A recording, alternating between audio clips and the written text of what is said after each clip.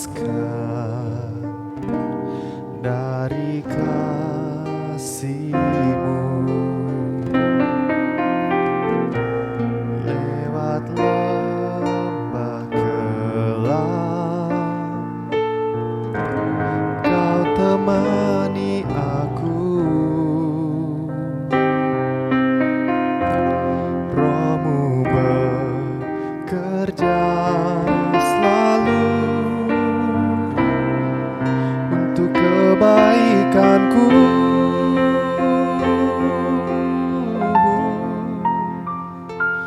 Mengalir kuasa dari tempat maha tinggi, Bapa kekal mulia, Kau hadir di sini, memulihkan hati, menyembuhkan yang terluka. Ku kan tenang bersama-Mu, Bapa.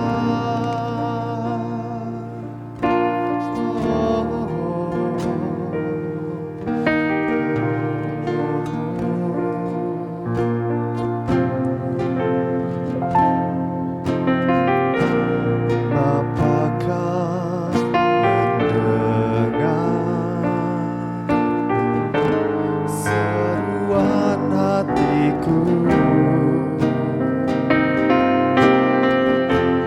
Tak pernah Kau lepaskan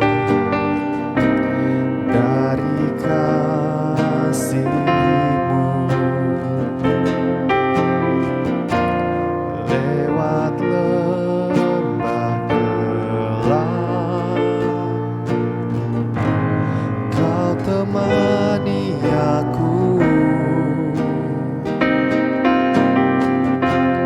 Roh-Mu bekerja selalu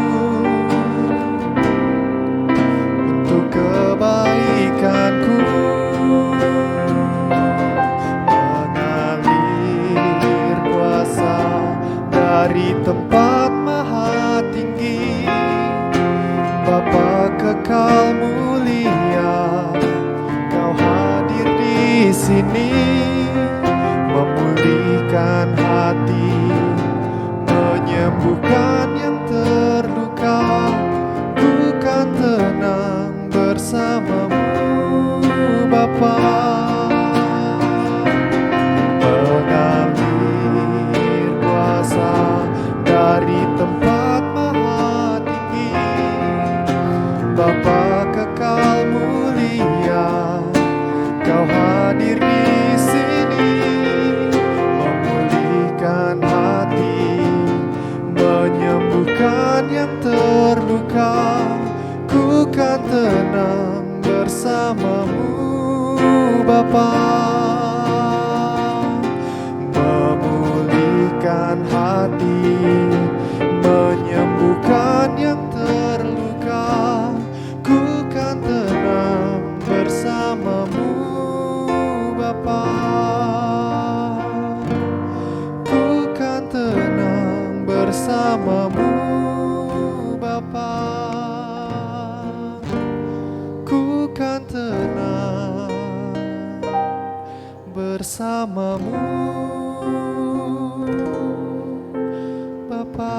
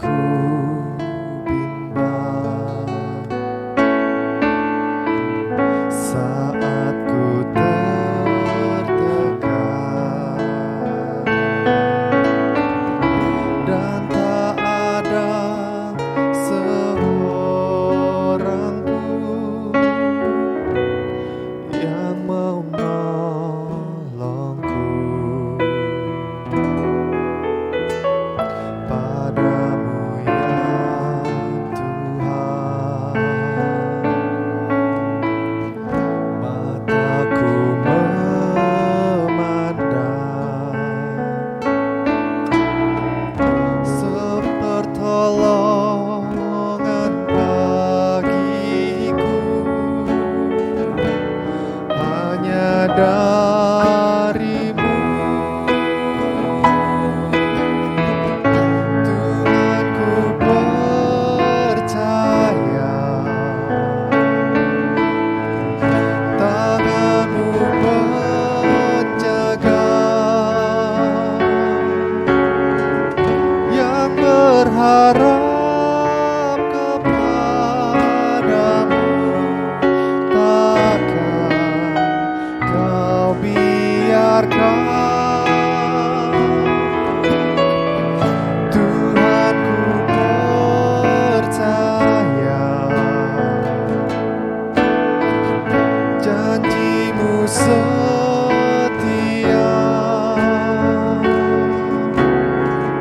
tetap ku hidup bagi-Mu sampai selamanya.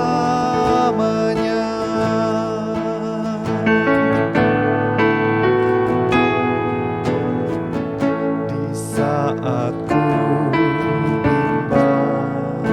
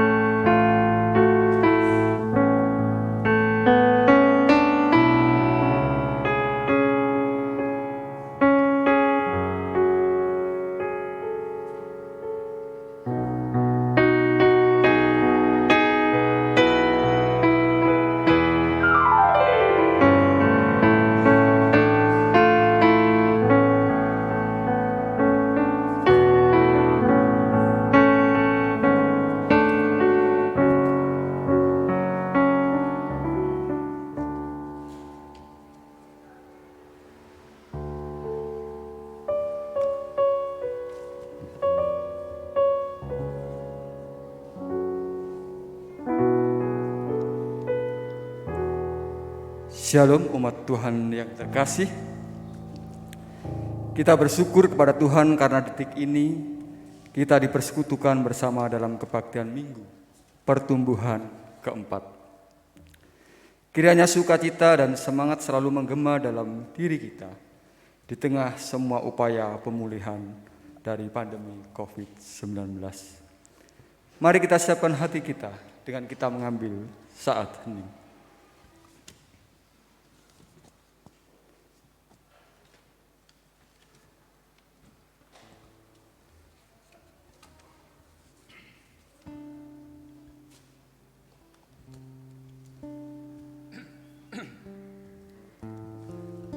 Umat diundang untuk berdiri.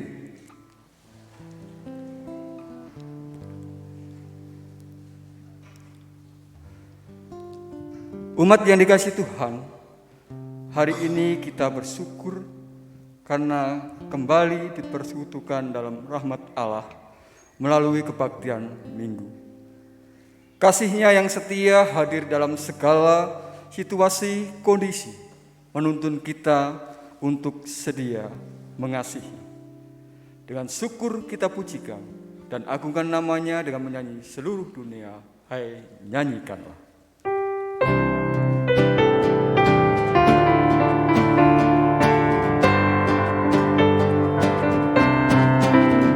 Seluruh dunia, hai nyanyikanlah Kau Allahku.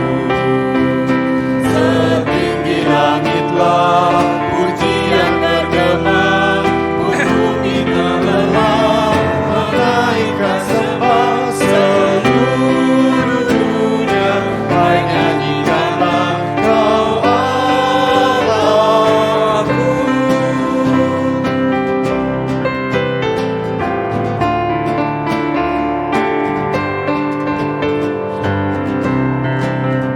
Seluruh dunia, hai nyanyikanlah Kau Rajaku. Gereja bermazmur penuh dengan syukur, khususnya hatiku memuji namamu. Seluruh dunia, hai nyanyikanlah Kau Rajaku.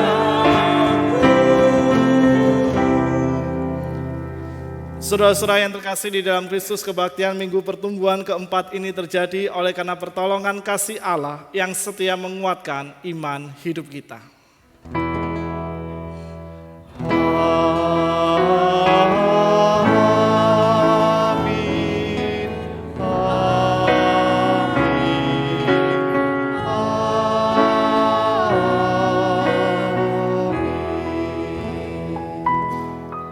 Damai dalam kasih persekutuan Allah Tritunggal beserta saudara sekalian. Dan besertamu juga.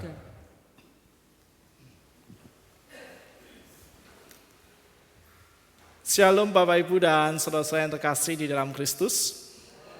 Kita patut bersyukur kepada Tuhan karena saat ini kita mendapatkan kesempatan untuk kembali bersama-sama bersekutu dan beribadah di ruangan ini. Baik kita yang mengikuti ibadah ini secara ragawi maupun nanti kita yang akan mengikuti ibadah ini melalui metode siaran tunda. Dan kita bersyukur atas setiap kasih yang Allah anugerahkan dalam diri kita. Karena kasih itulah yang terus mendorong dan menyemangati kita untuk dapat menghadirkan damai sejahtera Allah dalam hidup kita sehari-hari. Melalui tema ibadah kita, kasih itu sederhana. Kita diajak untuk terus menyadari akan kesediaan kita guna mewujudkan kasih dalam kehidupan kita sehari-hari sebagai cara kita mensyukuri dan berterima kasih atas setiap anugerah berkat yang Tuhan anugerahkan serta sebagai wujud ketaatan kita kepada ketetapan yang Tuhan berikan dalam setiap hidup kita.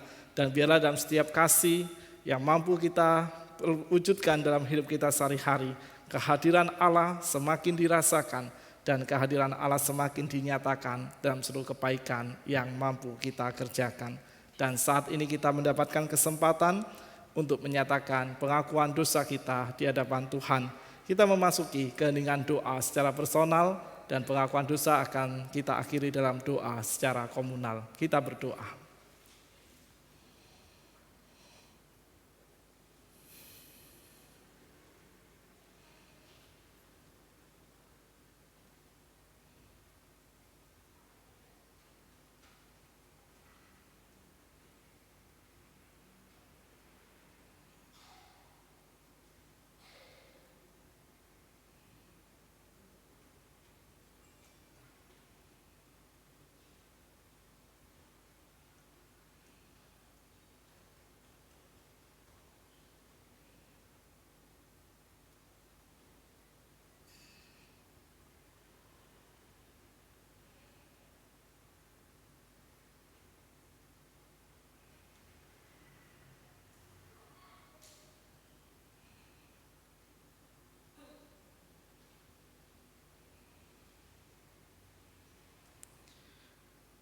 Bapa yang Maha Kasih, mengasihi merupakan panggilan hidup yang Engkau tetapkan dalam diri kami. Karena sejatinya ketika kami ada sebagaimana kami ada saat ini, semuanya oleh karena kasih-Mu. Ketika kami mampu mengerjakan kebaikan-kebaikan terbaik dalam hidup kami sehari-hari, itu semua terjadi oleh karena kasih-Mu. Dan ketika kami menelisik kembali dan menelusuri seluruh perjalanan hidup kami hingga saat ini, kami menyadari bahwa kerap kali egosentrisme yang begitu kuat dalam diri kami mendominasi keinginan kami sendiri dan membuat kami terkadang enggan untuk menyatakan kebaikan bagi sesama kami.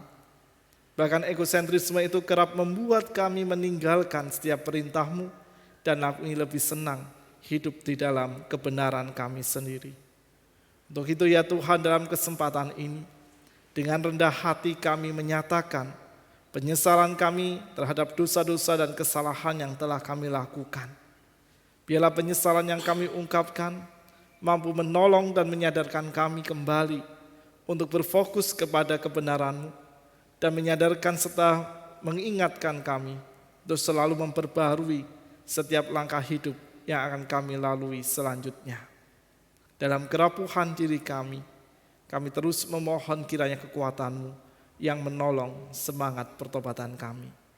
Di dalam nama Tuhan kami Yesus Kristus, kami berdoa. Amin.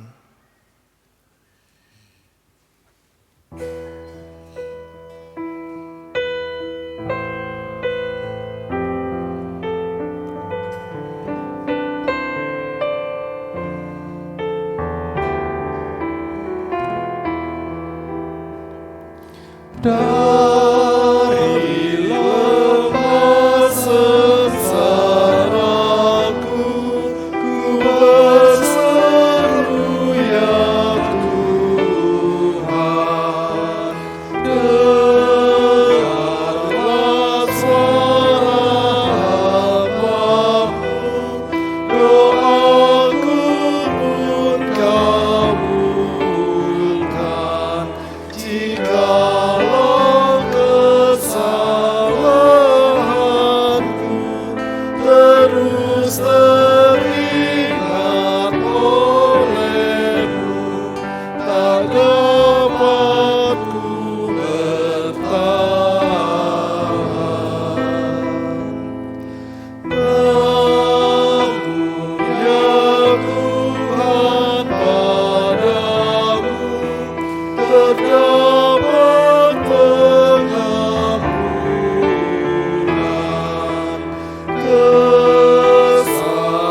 Kesalahanku Kau terus, kasih-Mu Kau tunjukkan. Tiada insan yang benar, tetapi rahmat-Mu besar. Terpujilah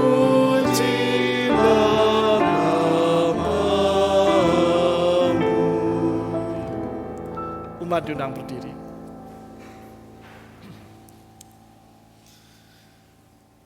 Bagi setiap kita dalam kerendahan hati dan sedia diperbarui Allah dalam semangat pertobatan, anugerah kasih Allah Tritunggal setia membersamai kehidupan kita, sebagaimana yang ditulis di dalam Ulangan pasal 30 ayat 9 sampai 10. Tuhan Allahmu akan melimpahi engkau dengan kebaikan dalam segala pekerjaanmu, dalam buah kandunganmu, dalam hasil ternakmu, dan dalam hasil bumimu. Sebab Tuhan Allahmu akan bergirang kembali karena engkau dalam keberuntunganmu, seperti ia bergirang karena nenek moyangmu dahulu. Apabila engkau mendengarkan suara Tuhan Allahmu dengan berpegang pada perintah dan ketetapannya yang tertulis dalam kitab Taurat ini, dan apabila engkau berbalik kepada Tuhan Allahmu dengan segenap hatimu dan dengan segenap jiwamu. Demikianlah berita anugerah dari Tuhan. Syukur kepada Allah. Mari kita ucapkan salam damai dengan saling berjabat tangan.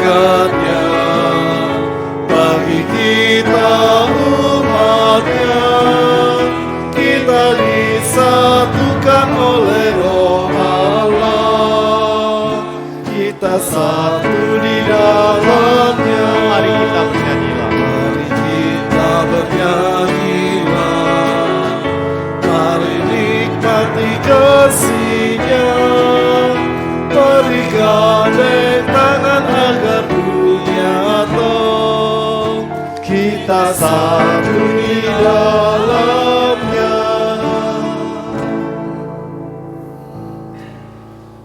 Saudara-saudara yang terkasih, sebelum kita merenungkan firman Tuhan, kita akan mendengarkan pelayanan pujian dari paduan suara Sola Gracia dengan judul Tangan Tuhan. Saya persilakan.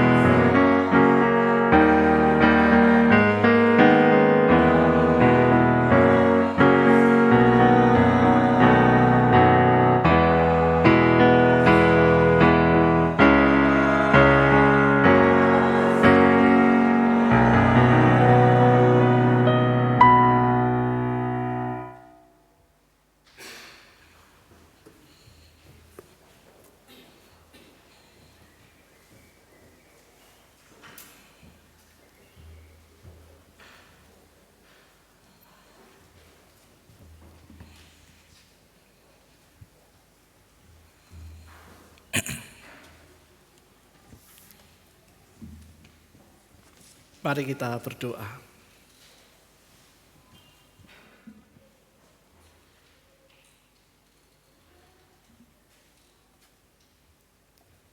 Allah yang Maha Kasih, tangan kasih-Mu yang senantiasa merenda dan menopang kehidupan kami. Tangan kasih-Mu yang membentuk setiap langkah hidup kami, sehingga dari waktu ke waktu kami semakin mengenal Engkau dan kami semakin mengenal kasih-Mu dalam setiap persiaran hidup yang kami lalui di tengah-tengah dunia ini. Dan sebagai syukur kami atas segala perlindungan dan penyertaan-Mu dalam seluruh langkah diri kami akan membaca dan kembali merenungkan akan kebenaran firman-Mu. Tolonglah kami dalam kekuatan serta hikmat-Mu, agar setiap firman-Mu yang kami renungkan terus tertanam dan terpelihara dalam hidup kami, agar dalam hari-hari yang kami lalui, mampu kami wujud nyatakan dan ceritakan dalam setiap tutur kata dan tindak hidup kami. Tolonglah hamba-Mu ini, kiranya dalam segala kerapuhan dirinya, ia mampu menguraikan sabda-Mu bagi kami semua. Di dalam nama Tuhan kami Yesus Kristus, kami berdoa. Amin. Saudara-saudara yang terkasih, pembacaan firman Tuhan di kesempatan hari ini diambil dari Injil Lukas 10 ayat 25 sampai dengan 37.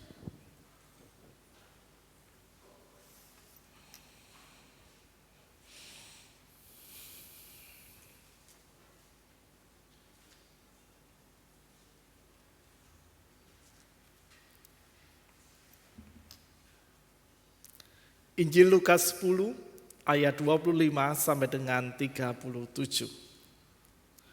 Pada suatu kali berdirilah seorang ahli Taurat untuk mencoba Yesus, katanya, "Guru, apa yang harus kuperbuat untuk memperoleh hidup yang kekal?" Jawab Yesus kepadanya, "Apa yang tertulis dalam hukum Taurat? Apa yang kau baca di sana?" Jawab orang itu, "Kasihilah Tuhan Allahmu dengan segenap hatimu dan dengan segenap jiwamu dan dengan segenap kekuatanmu dan dengan segenap akal budimu, dan kasihilah sesamamu manusia seperti dirimu sendiri." Kata Yesus kepadanya, "Jawabmu itu benar, perbuatlah demikian, maka engkau akan hidup." Tetapi untuk membenarkan dirinya, orang itu berkata kepada Yesus, "Dan siapakah sesamaku manusia?" Jawab Yesus, "Adalah seorang yang turun dari Yerusalem ke Yeriko.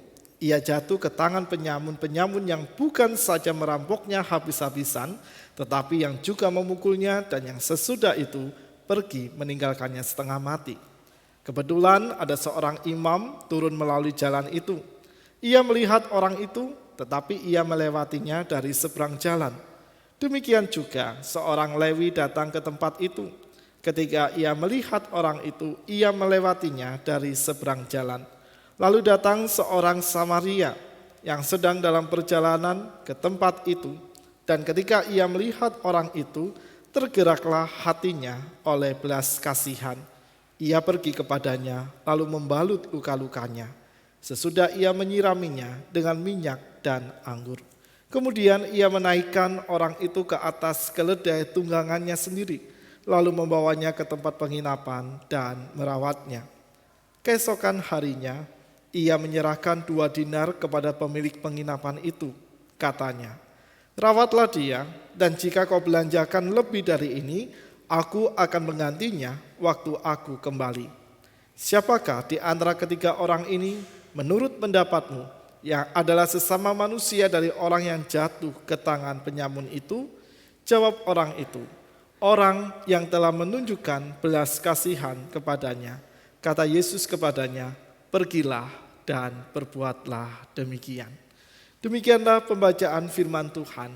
Berbahagialah kita yang senantiasa mendengarkan firman-Nya, memelihara dengan melakukannya dalam kehidupan kita sehari-hari. Haleluya.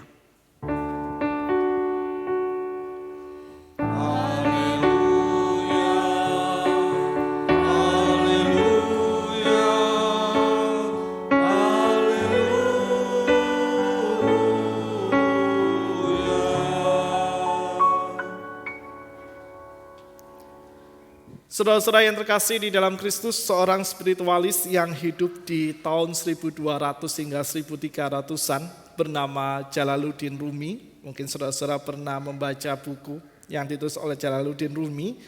Ia mengatakan demikian, yakinlah di jalan cinta itu Tuhan akan selalu bersamamu.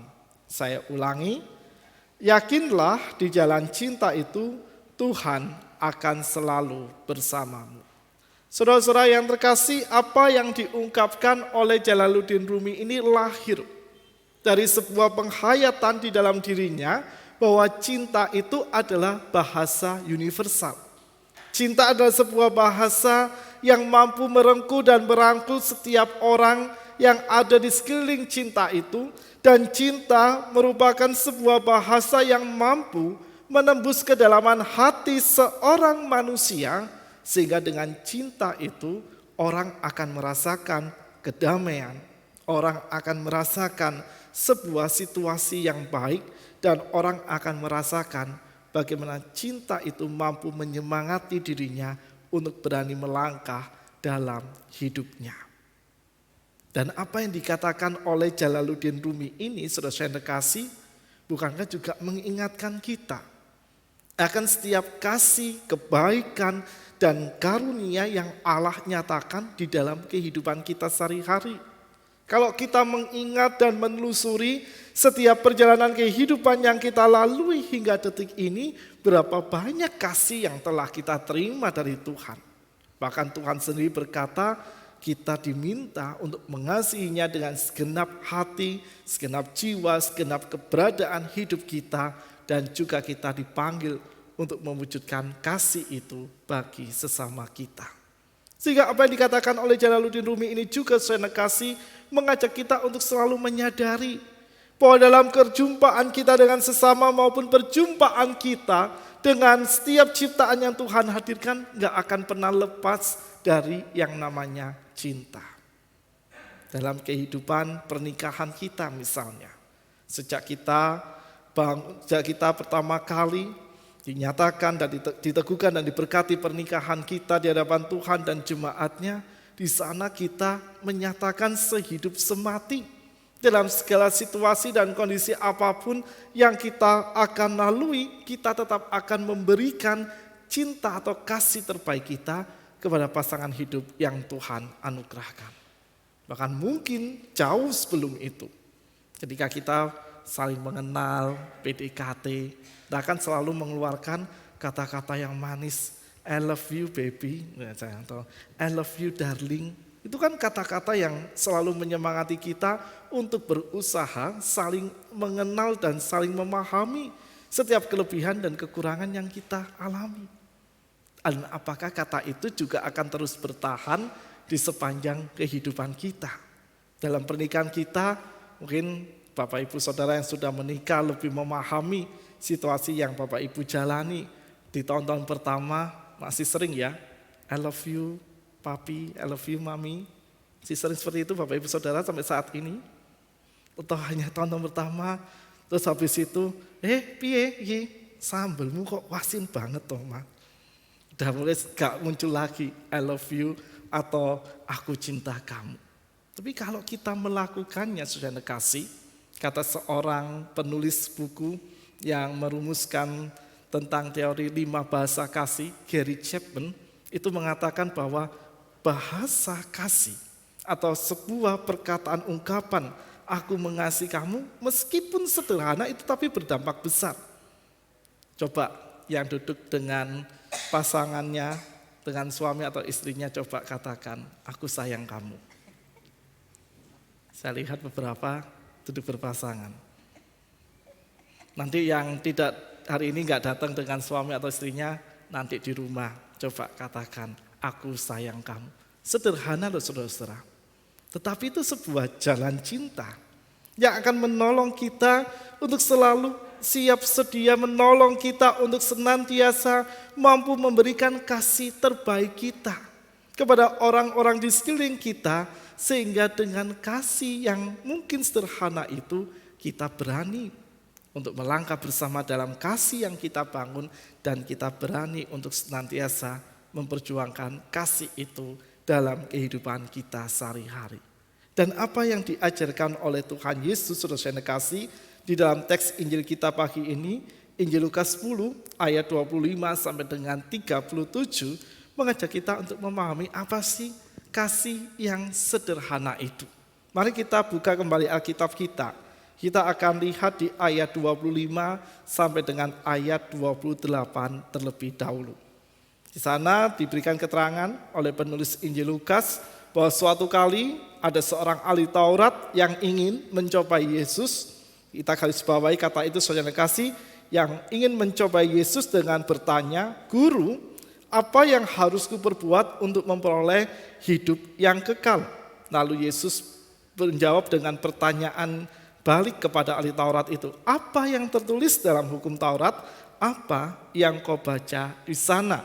Dan ahli Taurat itu mengatakan, "Kasihilah Tuhan Allahmu dengan segenap hatimu dan dengan segenap jiwamu dan dengan segenap kekuatanmu dan dengan segenap akal budimu, dan kasihilah sesamamu manusia seperti dirimu sendiri." Saudara-saudara, perhatikan percakapan yang dibangun antara ahli Taurat dan Kristus ini. Ketika Kristus berbalik bertanya kepada ahli Taurat itu apa yang tertulis dalam hukum Taurat, Kristus itu hendak menegaskan dan mengajak kepada ahli Taurat itu sekaligus juga mengkritik cara kehidupan yang mereka tunjukkan. Karena sebenarnya pertanyaan yang diajukan oleh ahli Taurat itu adalah sebuah pertanyaan retoris, di mana sang ahli Taurat ini sudah tahu apa yang menjadi jawaban dari pertanyaannya, tapi karena ia ingin mencoba Yesus, maka Yesus mengajak dia, "Ayo ingat apa yang tertulis dalam hukum Taurat." Karena kalimat di ayat 27 itu menjadi inti dari seluruh hukum Taurat yang diberikan oleh Allah kepada bangsa Israel melalui Musa, yang dihidupi oleh bangsa Israel turun-temurun, dan juga yang sudah memiliki turunan-turunan hukum yang banyak, yang jumlahnya hampir 600 hukum, saudara kasih, yang diturunkan dari 10 perintah yang diberikan oleh Allah pada bangsa Israel melalui Musa. Dan kalau kita memperhatikan di dalam teks-teks Injil yang lain, ketika Kristus mendapat kritikan dari para ahli Taurat saat Kristus melakukan karya kebaikan, kesembuhan di hari Sabat, sebenarnya di sana hal itu tidak dilarang. Karena Kristus sedang mengerjakan sebuah kasih, dan itu menjadi sebuah bukti bagaimana Kristus mengajarkan kepada orang-orang di sekelilingnya untuk gak usah ribet kalau ingin mengasihi. Karena rupanya para ahli Taurat dan juga masyarakat Israel pada umumnya itu terjebak dengan begitu banyaknya aturan yang mereka miliki dan mereka kembangkan, sehingga kadang-kadang gak ada kesempatan untuk mereka bisa mengekspresikan dan mengungkapkan kasih terbaiknya bagi orang-orang di sekelilingnya. Bahkan bagi ahli Taurat pun yang terkenal, mereka sangat memahami dan mereka sangat tahu dengan detail bagaimana hukum Taurat itu diajarkan. Mereka pun juga kerap kali berusaha dengan sesempurna mungkin melakukan hukum itu dan lupa dengan ayat 27 dari Lukas 10 ini, yang ini penting, utama dan pertama harus dilakukan oleh setiap orang percaya, oleh setiap umat Israel di dalam kehidupan mereka. Dan ketika Yesus berkata kepada ahli Taurat di ayat 28, "Jawabmu itu benar, berbuatlah demikian maka engkau akan hidup." Ini juga menjadi sebuah perintah langsung Kristus kepada ahli Taurat itu, "Wis, gak usah ribet kalau mengasihi. Apa yang bisa kamu lakukan dalam kebaikanmu, itu lakukan. Apa yang bisa kamu kerjakan dalam kasihmu, kerjakanlah itu dengan sungguh-sungguh. Mulai dari hal yang sederhana hingga hal-hal yang besar dalam kehidupan sehari-hari, itu yang dikehendaki oleh Allah melalui inti pengajaran hukum Taurat di ayat 27 tadi untuk dikerjakan oleh setiap orang percaya. Dan rupanya ahli Taurat ini belum puas saudara kasih dengan jawaban yang diungkapkan oleh Kristus. Ia masih ingin mendebat lebih jauh dengan mengatakan, lalu siapakah sesamaku manusia? Maka lahirlah kisah ini. sebuah perumpamaan tentang orang Samaria yang baik hati. Saya nggak perlu ya saudara kasih menceritakan alurnya, karena cerita ini tentu saya yakin saudara-saudara sangat kenal sejak sekolah minggu sampai sekarang. Tapi ada beberapa hal penting yang akan menolong kita untuk memahami mengapa Kristus memakai sosok orang Samaria yang notabene adalah orang yang dibenci oleh orang-orang Israel dalam tradisi Yahudi, orang yang dikucilkan dan orang yang dianggap najis. Tetapi Kristus justru memakai sosok itu untuk menunjukkan sebuah kebaikan terbaik yang mampu dilakukan oleh orang Samaria ini. Bahwa ketika ada seorang imam yang melewati orang yang tadi habis kerampokan dan ia mengalami kekerasan dalam fisiknya, lalu ada orang Lewi yang notabene adalah orang-orang yang dipercaya untuk mengerjakan ritual di bait Allah, mereka hanya melewatinya. Maka di sini menarik untuk kita perhatikan.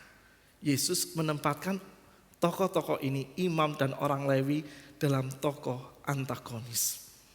Maka secara tersirat inilah kritik yang diberikan oleh Kristus kepada orang-orang Israel. Oke, mereka sangat taat untuk menjalankan hukum-hukum yang telah ditetapkan oleh Allah. Mereka juga sangat taat untuk menjalankan aturan-aturan yang berlaku di tengah-tengah masyarakat mereka. Tetapi kadang-kala mereka lupa untuk mewujudkan kasih yang merupakan hukum yang utama dan pertama yang Allah tetapkan dalam kehidupan umatnya. Berbeda dengan orang Samaria, sebagai orang yang dikucilkan, sebagai orang yang selalu mendapatkan stigma negatif, ia nggak segan untuk menolong orang yang habis kerampokan ini. Nggak dijelaskan identitasnya saudara kasih.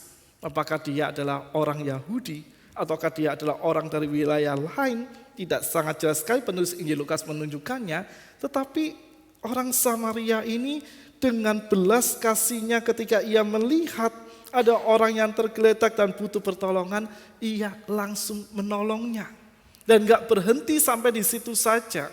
Bahkan ia melanjutkan pertolongan itu dengan sangat total ketika ia berkata kepada pemilik penginapan, saat ia menyerahkan 2 dinar kepada pemilik penginapan itu, ia juga meminta supaya pemilik penginapan itu merawat orang yang sedang terluka, dan jika ada belanjaan yang lebih atau ketika uang yang diserahkan dari orang Samaria pada pemilik penginapan itu kurang, ia akan menambahkan keesokan harinya. Dan uang 2 dinar itu bukan uang yang sedikit loh saudara kasih. Itu upah sehari seorang pekerja.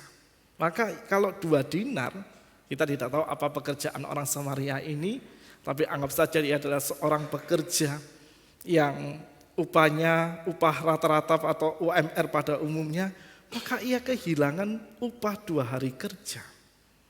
Dan ini sebuah pengorbanan yang luar biasa, sebuah kasih terbaik yang ia tunjukkan. Bahkan ketika ia berhenti dan menolong orang yang tergeletak itu, ia sedang menunda pekerjaannya, perjalanan bisnisnya mungkin, karena ia sedang membawa keledai sebagai tunggangannya. Maka inilah yang menyentuh hati orang yang terluka ini, dan juga sebuah cerita indah yang disampaikan oleh Kristus kepada ahli Taurat itu, bahwa dengan cara seperti inilah Kristus berkenan, Allah berkenan, lebih berkenan pada orang Samaria yang murah hati ini karena kebaikan yang ia tunjukkan. Ia enggak berpikir orang Samaria ini nanti imbalan apa yang aku dapat. Ia tidak berpikir bagaimana resiko yang akan ia hadapi. Ia tidak berpikir apa yang akan menimpa dirinya. Karena konteks perjalanan yang ia lalui adalah sebuah perjalanan yang rawan. Jalan yang kadangkala di sana perompak dan para perampok itu bersembunyi. Sehingga bisa saja orang Samaria ini menjadi sasaran korban berikutnya. Tapi orang Samaria itu tidak mempedulikan semua resiko dan konsekuensi yang akan ia peroleh. Yang terpenting bagaimana ia menjalankan perintah Allah yang ia terima. Ia menjalankan ketetapan yang diberikan di dalam hatinya oleh Allah untuk ia hidupi dan ia wujud nyatakan dalam kehidupannya sehari-hari. Itulah saudara kasih yang juga Tuhan kehendaki dalam kehidupan kita. Kalau tadi kita mengingat apa yang disampaikan oleh Jalaluddin Rumi, yakinlah di jalan cinta itu Tuhan akan selalu bersamamu. Maka pertanyaannya, apakah jalan cinta yang ditetapkan oleh Tuhan dalam kehidupan kita? Mari kita baca Injil Lukas 10 ayat 27 sekali lagi bersama-sama. Kita baca dengan suara yang nyaring agar mengingatkan kita, inilah jalan cinta yang dikehendaki oleh Tuhan. Di Lukas 10 ayat 27, 1, 2, 3. Jawab orang itu, kasihilah Tuhan Allahmu dengan segenap hatimu dan dengan segenap jiwamu dan dengan segenap kekuatanmu dan dengan segenap akal budimu, dan kasihilah sesamamu manusia seperti dirimu sendiri. Ada dua sisi yang disentuh oleh Kristus dari inti ajaran hukum Taurat ini, saudara kasih. Ada sisi vertikal dan sisi horizontal. Ada sisi kesediaan umat untuk terus mengasihi Tuhan di sepanjang kehidupannya, sekaligus menyeimbangkannya dengan mengasihi orang-orang yang ada di sekelilingnya. Ketika kita berbicara tentang kasihilah Tuhan Allahmu dengan segenap hatimu dan dengan segenap jiwamu dan dengan segenap kekuatanmu dan dengan segenap akal budimu, maka ada dua sisi yang sedang ditekankan oleh Kristus kepada ahli Taurat ini dan juga kepada setiap kita pembaca Injil ini di masa kini. Isi yang pertama, saudara kasih, ini berbicara bahwa kita dipanggil untuk menjadi orang-orang yang berbahagia oleh karena kita telah ditebus dosa-dosa kita dari Tuhan. Saudara-saudara bahagia sebagai orang yang diselamatkan oleh Tuhan? Bahagia tidak? Kalau bahagia katakan dengan semangat dong. Bahagia tidak? Puji Tuhan. Coba katakan pada rekan saudara-saudara di samping kanan dan kirinya, bahagialah menjadi murid yang ditebus oleh Tuhan. Pak, katakan. Biar semakin semangat saudara-saudara.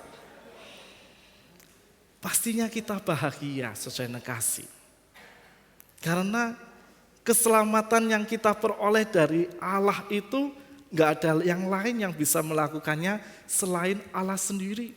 Kita harus berbahagia memiliki sosok Allah yang begitu sangat mengasihi kita. Sejak dunia diciptakan, Ia yang memelihara semesta ini. Bahkan ketika manusia jatuh dalam dosa, Ia sendiri yang turun ke dalam dunia menjadi serupa dengan manusia, ikut merasakan penderitaan kita di dalam dosa yang merengkuh hidup kita. Dan pada akhirnya Ia pun menang atas kuasa maut meski Ia harus menderita untuk menggantikan kita. Maka kalau kita menjadi orang-orang yang bahagia saudara-saudara, maka kebahagiaan itu mari kita wujudkan dalam kasih dan kesediaan kita mengasihi Tuhan melalui cara-cara yang bisa kita lakukan. Kalau kita diajak untuk melayani, yuk melayani dengan bahagia. Waduh, itu gak bisa apa-apa ya Pak Virgo. Padahal pelayanan di tempat kita itu banyak saudara kasih. Dan melalui pelayanan itu menjadi sebuah cara kita untuk mengasihi Tuhan dengan sederhana. Menjadi penyambut umat misalnya. Itu pelayanan yang sangat penting sekali, tapi juga sesuatu yang bisa dikerjakan oleh banyak orang. Mungkin kita nggak pandai menyanyi, mungkin kita nggak pandai untuk membaca not, mungkin kita nggak pandai untuk memainkan alat musik, tetapi ada begitu banyak bidang pelayanan yang bisa kita kerjakan. Termasuk ketika mungkin kita merasa aku itu hanya mampu berdoa. Jangan kecilkan kuasa doa, karena itu juga dibutuhkan oleh gereja. Dan itu ada sebuah bentuk pelayanan kita. Mungkin karena usia kita terbatas sehingga tidak memungkinkan kita untuk bisa aktif dalam kegiatan yang lebih banyak. Tapi kita bisa berdoa dari rumah, mendoakan para pelayan Tuhan, mendoakan saudara-saudara kita, mendoakan anak cucu kita, mendoakan gereja-gereja Tuhan di tengah-tengah dunia ini. Dan mendoakan setiap orang yang bekerja di dalam kasih Allah. Itu juga menjadi sebuah wujud kesediaan kita mengasihi Allah meski caranya sederhana. Dan kebahagiaan itu juga kita dapat wujudkan dalam hal yang lain saudara kasih. Bahwa dalam kebahagiaan itu kita juga belajar untuk mengucapkan terima kasih, mensyukuri semua berkat dan kebaikan yang telah Allah nyatakan.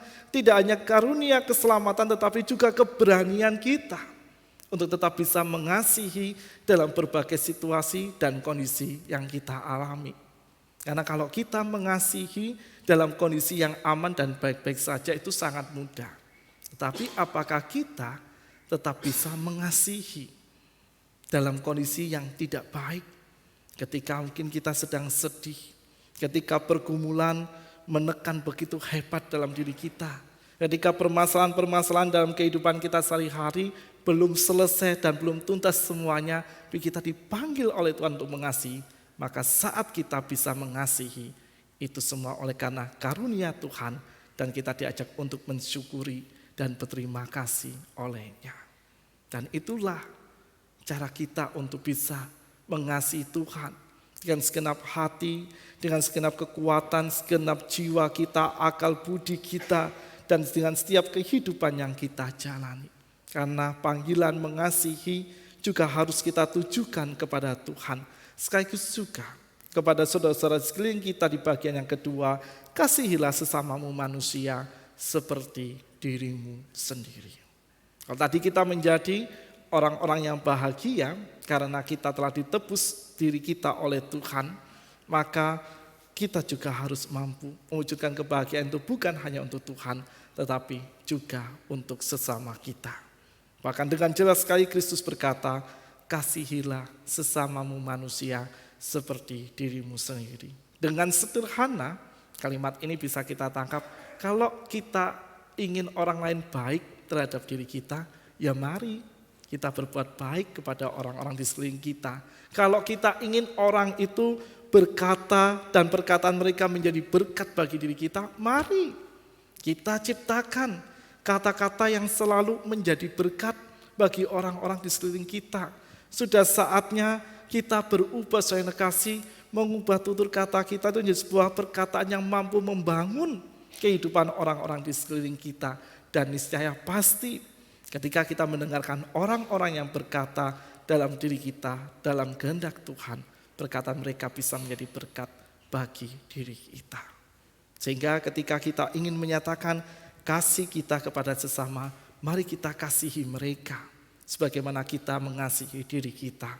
Dan itu yang saya temukan dalam pribadi orang Samaria yang baik hati. Ketika ia dengan total, ketika ia dengan sungguh-sungguh mengungkapkan kasih kepada orang yang belum tentu ia kenal, ketika ia bersedia untuk menerima segala resiko yang pasti akan ia dapat ketika ia menyelamatkan orang yang terluka ini, itu menjadi sebuah bukti bagaimana orang Samaria ini mampu mengasihi seperti ia mengasihi dirinya sendiri. Itulah jalan cinta yang telah ditetapkan oleh Tuhan dalam kehidupan kita sehari-hari. Oleh karena itu, saudara kasih, mari kita mengasihi dengan segenap keberadaan hidup kita dan dengan setiap kekuatan yang Tuhan anugerahkan. Tidak perlu dengan hal-hal yang selalu spektakuler, kita mulai dengan hal-hal terbaik dalam diri kita. Memberi senyum yang terbaik kepada saudara-saudara kita.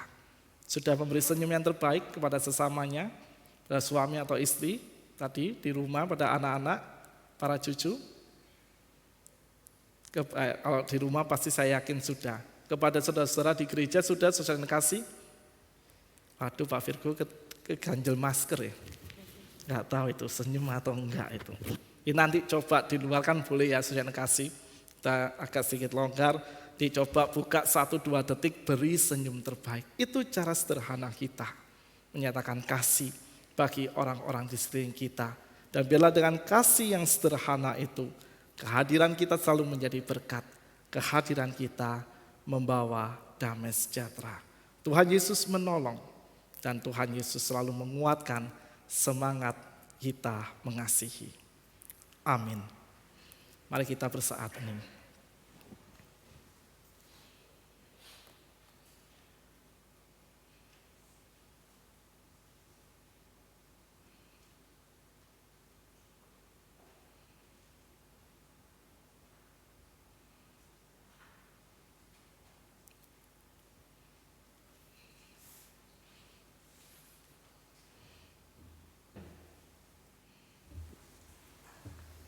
Umat diundang berdiri. Bersama dengan umat Allah di sepanjang masa dan di segala tempat, kita ikrarkan pengakuan iman kita dengan mengucapkan pengakuan iman rasuli yang demikian. Aku percaya pada Allah, Bapa yang Maha Kuasa, Khalik langit dan bumi, dan kepada Yesus Kristus, Anaknya yang tunggal Tuhan kita, yang dikandung dari Roh Kudus, lahir dari antara Maria, yang menderita sengsara, di bawah pemerintahan Pontius Pilatus, disalibkan, mati dan dikuburkan, turun ke dalam kerajaan maut. Pada hari yang ketiga, bangkit pula dari antara orang mati, naik ke surga, duduk sebelah kanan Allah, Bapa yang Maha Kuasa, dan dari sana ia akan datang untuk menghakimi orang yang hidup dan yang mati. Aku percaya pada Roh Kudus, gereja yang kudus dan am, persekutuan orang kudus, pengampunan dosa, kebangkitan orang mati, dan hidup yang kekal. Amin. Dipersilakan duduk kembali. Saudara-saudara yang terkasih, sebelum kita mengungkapkan syafaat kita di dalam doa, kita akan melakukan sensura morum atau persiapan untuk memasuki sakramen perjamuan kudus yang akan kita rayakan dan kita laksanakan di tanggal 17 Juli 2022 mendatang. Dan sebagai kesediaan kita untuk merayakan perjamuan kudus tersebut, mari bersama-sama kita merenungkan 3 poin dalam kesempatan hari ini. Yang pertama, pada perjamuan malam terakhir, Kristus menghendaki kita merayakan perjamuan kudus untuk mengenangnya. Mengenang Kristus berarti mengalami kehadirannya seperti murid-muridnya dahulu, mengalami kehadirannya bersama mereka. Mengenang Kristus juga berarti menyadari secara pribadi seluruh kehidupan Kristus yang diberikannya bagi keselamatan dunia, sejak ia lahir, melayani, menderita sengsara, mati dibangkitkan, dan dimuliakan di surga. Mari kita merenungkan. Apakah saudara benar-benar rindu untuk berjumpa secara pribadi dengan Kristus, untuk mengalami kasih, kuasa, dan kebenarannya yang membaharui hidup saudara?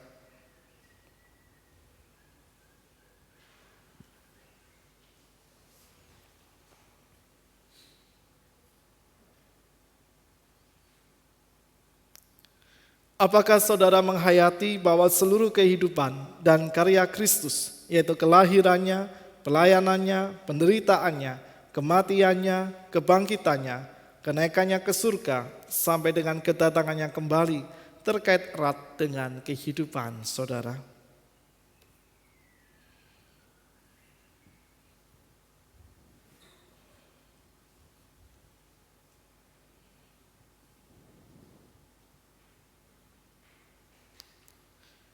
Pada perjamuan malam terakhir, ketika Kristus memecah roti dan mengangkat cawan, ia membagikan tubuh dan darahnya sendiri kepada murid-muridnya. Menerima tubuh dan darahnya berarti dipersatukan dengan Kristus, sehingga ia menjadi kepala dan kita tubuhnya. Menerima tubuh dan darahnya berarti dipersatukan dengan semua orang yang menerimanya, juga menjadi satu tubuh dan satu roh. Mari kita merenungkan. Apakah saudara menghayati bahwa Kristus adalah kepala seluruh kehidupan saudara dalam hidup berjemaat dan bermasyarakat, dalam keluarga dan pekerjaan saudara?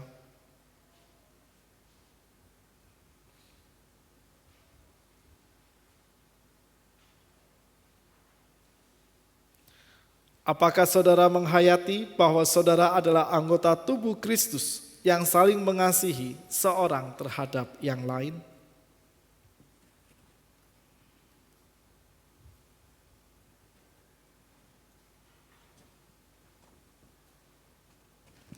Ketika kita bersatu dengan Kristus, roti hidup yang dipecah-pecahkan bagi dunia ini, kita pun dipersatukan dalam kematian dan kebangkitan Kristus.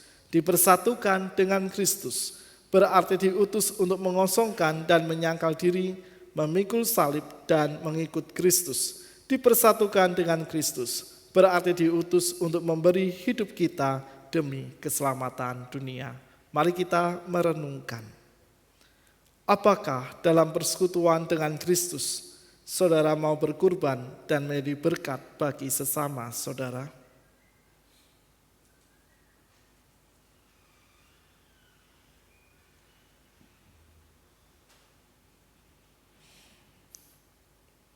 Apakah saudara-saudara menyadari bahwa sebagai anggota tubuh Kristus di tengah dunia, saudara menjadi mata dan telinga bagi Kristus yang melihat dan mendengarkan serta peduli terhadap kebutuhan masalah sesama saudara?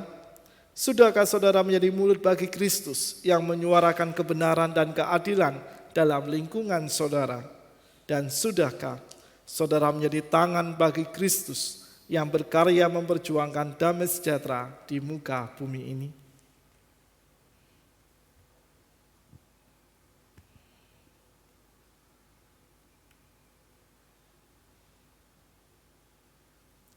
Kiranya Allah Tritunggal menolong kita semua dalam mempersiapkan diri untuk merayakan perjamuan kudus pada tanggal 17 Juli 2022 mendatang. Mari kita bawa kesediaan dan kesiapan kita di dalam doa syafaat, dan doa syafaat kita akan akhiri dengan menyanyikan doa Bapa Kami. Kita berdoa.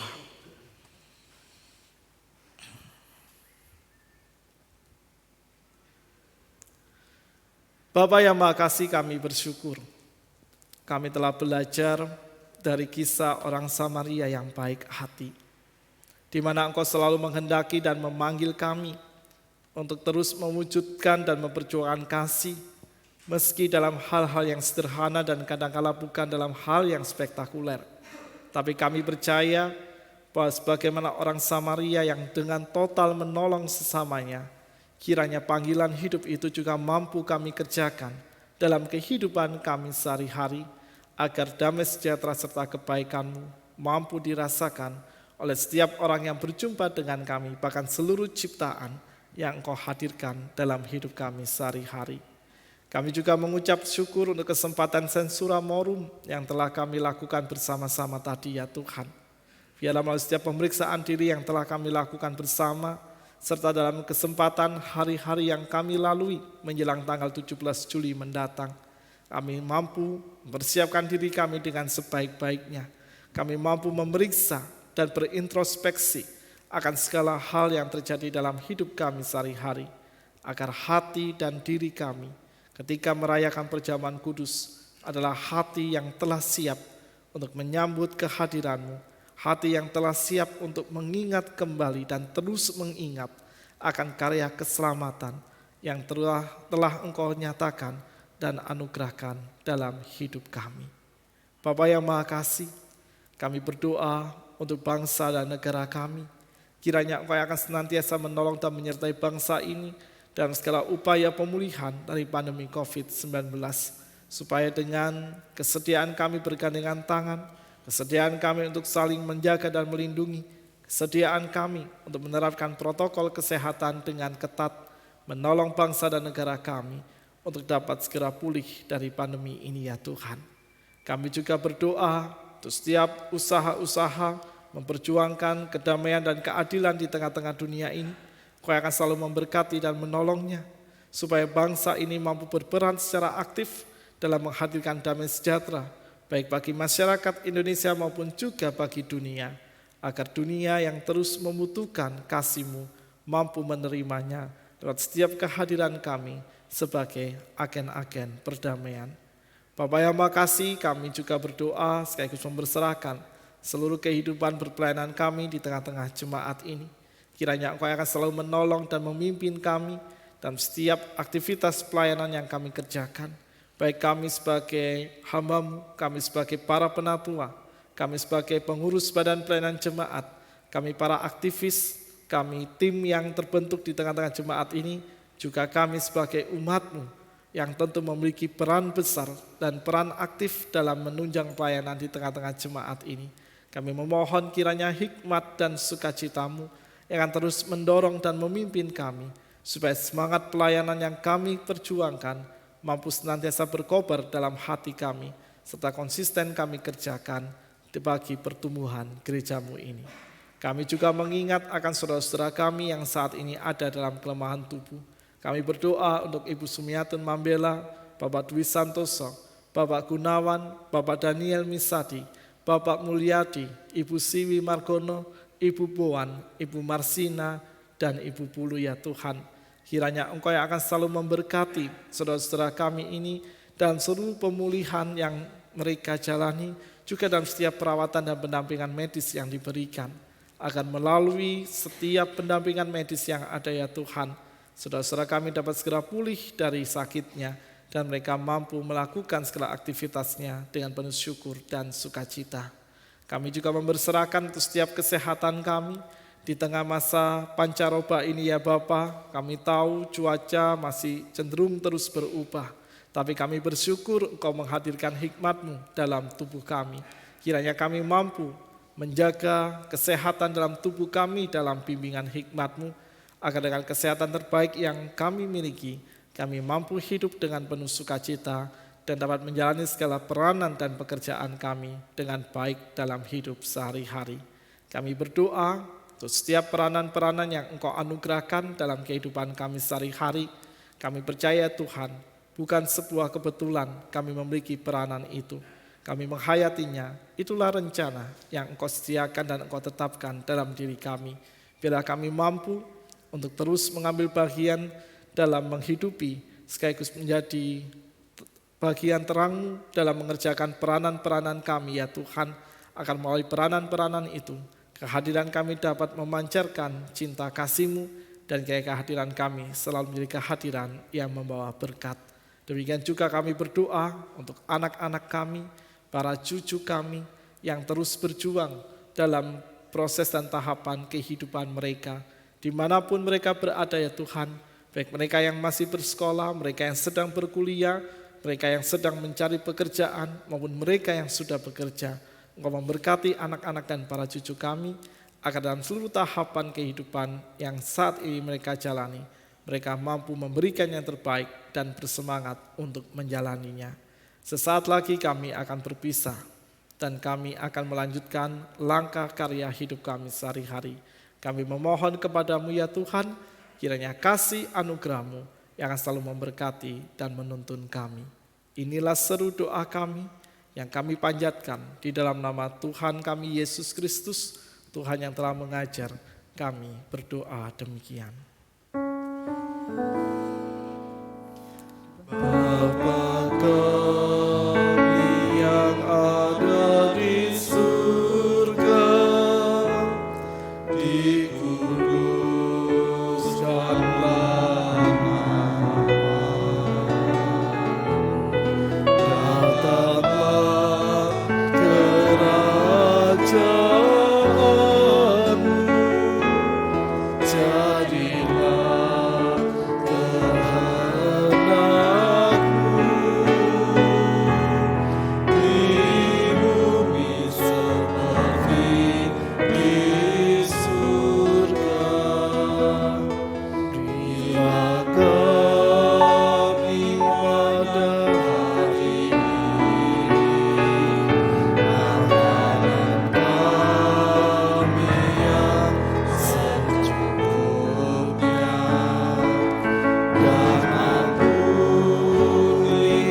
kesalahan kami seperti kami ampuni yang lain, dan jauhkan kami dari pencobaan, lepaskanlah kami dari yang jahat.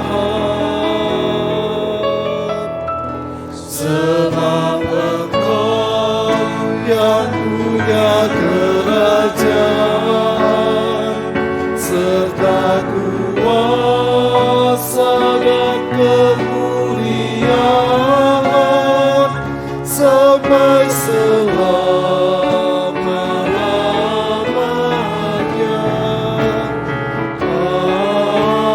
Amin.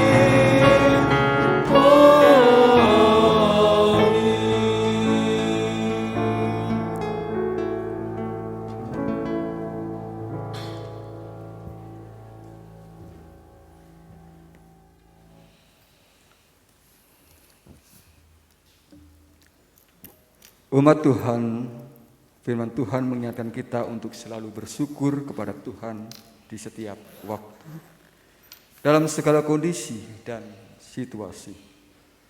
Karena kebaikan Tuhan kepada kita juga terus Ia berikan dalam setiap keadaan.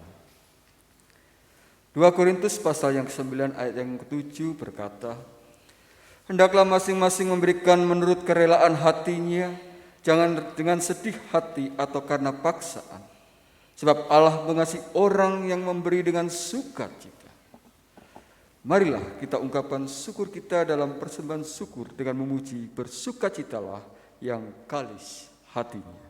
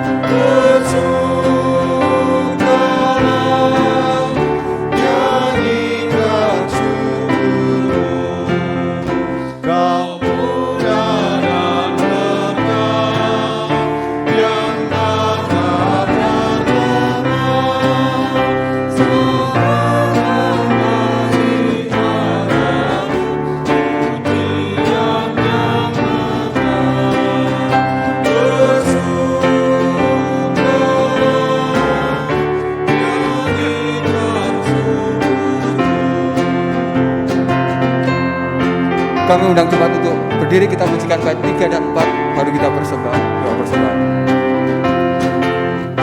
Seumur hidupku, kemana kau pergi, sepanjang pagi dan petang, baik suka pun sedih, bersukalah, nyanyikan syukurmu, tetap bertahanlah, mantapkan langkahmu, lepaskan berperang, terus setia dan teguh, bersukalah, nyanyikan syukurmu. Mari kita berdoa. Kami senantiasa bersukacita karena kami boleh menyatakan syukur kami dalam setiap langkah kehidupan kami. Karena limpah berkat senantiasa Engkau berikan dalam setiap langkah kehidupan kami pula. Dan saat ini Bapa, kami naikkan syukur kami dalam persembahan yang telah kami himpun. Tuhan berkati persembahan ini, sehingga hanya nama-Mu yang dipermuliakan.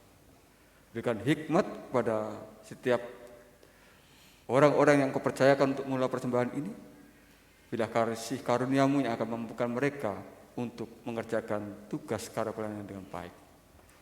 Terima kasih Bapa atas kasih-Mu dalam setiap langkah kehidupan kami. Kami berdoa dan mengucap syukur. Amin.